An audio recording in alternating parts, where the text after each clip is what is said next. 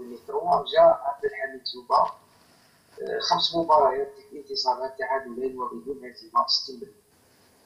جاء جورج ليكنز، الناس اللي تضحك على جورج ليكنز، في 6 أشهر لعب 7 مقابلات، ربح 3 تعادل في 2 وانهزم في 2. أهل الفريق الوطني إلى كأس إفريقيا 2004 بنسبة انتصار 42.8%.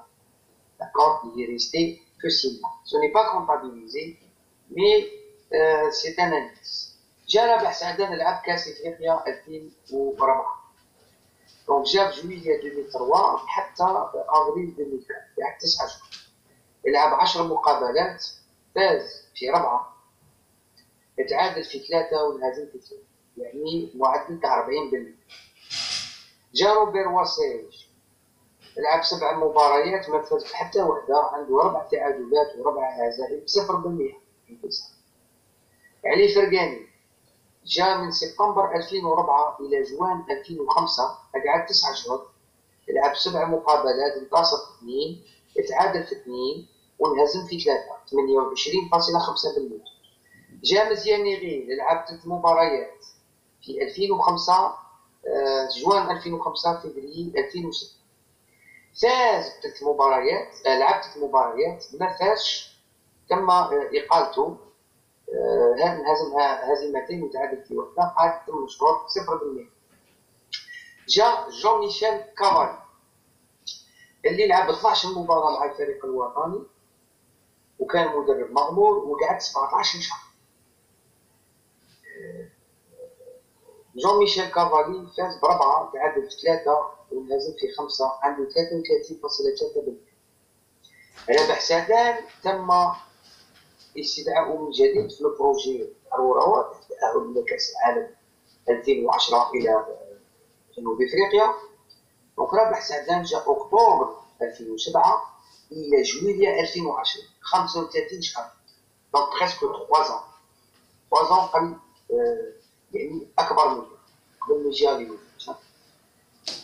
لعب 32 مباراة، فاز ب15، تعادل في 6 وانهزم في 11. دونك إلى 46.8%. داكور.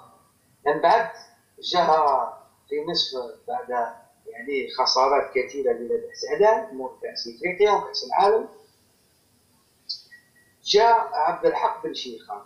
عبد الحق بن شيخة جاء 4 سبتمبر 2010، راح 5 جوان 2011 بعد الهزيمة والمهزلة الكبيرة للفريق الوطني تاعنا في مراكش أمام الفريق المغربي ب4 مقابل 0. ومننساوش نتكلمو على السكوندال تاع لي نوي دو مراكش و 4 جوار اون ديكوشي، مهزلة كبيرة. داكور. وجامي قالوا ما نوياوش يتركو ما داروش. دونك عبد الحق بن شيخة لعب 4 مباريات، فاز ب1، تعادل ب1 وانهزم في 2. الانهزامات في افريقيا الوسطى هو في المغرب، عنده 25%، اللي au-dessus de majeur de 3%. جاء البطل المغوار واحد الينوزيتش اللي قعد 2 3 سنوات كيما سعدان. فكروا مليح، كيما سعدان 2007 إلى 2010، وهذا من 2011 إلى 2014، 3 سنين. لعب 30 مقابلة، فاز ب18، تعادل في 5 وانهزم في 7. نسبة النجاح 60% في 36 شهر. C'est le pourcentage jamais égalé par un sélectionneur national algérien حتى الآن. جاء موراه كما تعرفوا le 1er août 2014 كريستيان بوكو اللي قعد 20 شهر، لعب 21 مباراة، فاز ب13، تعادلنا في 3 وانهزمنا في 5. نسبة النجاح 61.9%، يعني تقريبا 62%. من بعد نبيل نرجيز لعب ان سول ماتش.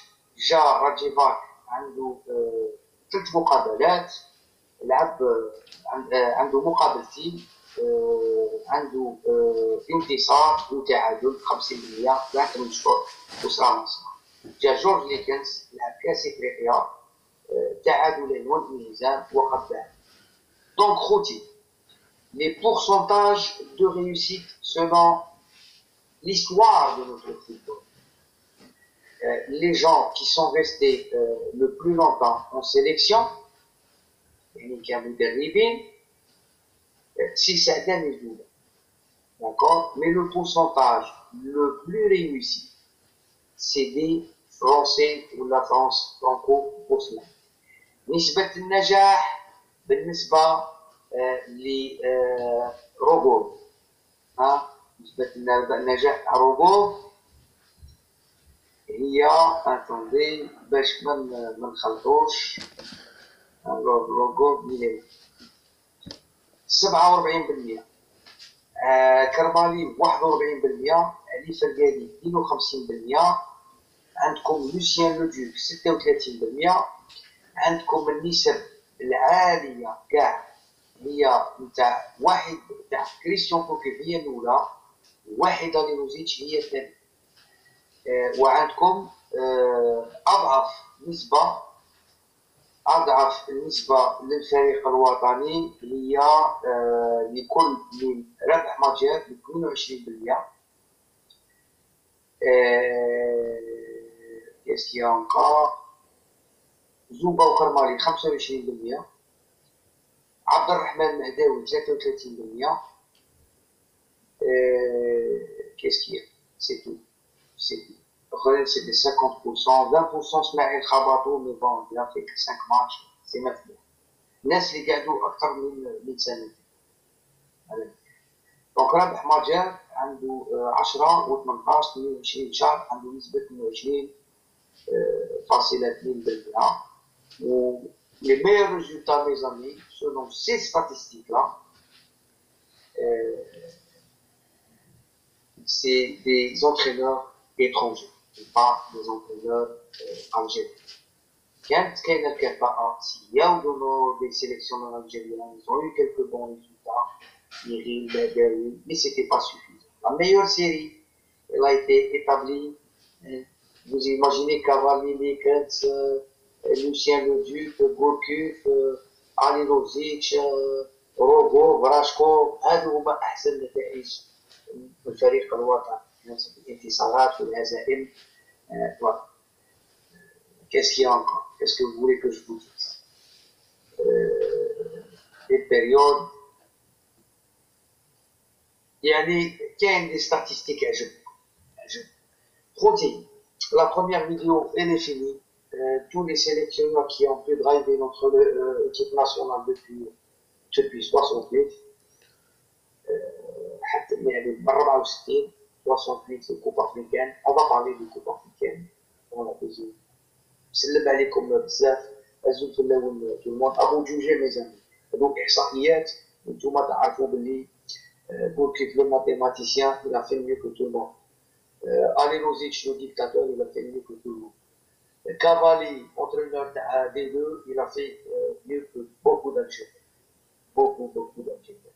راشكوف رايكوف هذو كاع داروا ليش. بس يعني ابن الشيخ قبل الاصلاح الرياضي الفريق الوطني ne se qualifie même pas en Coupe d'Afrique.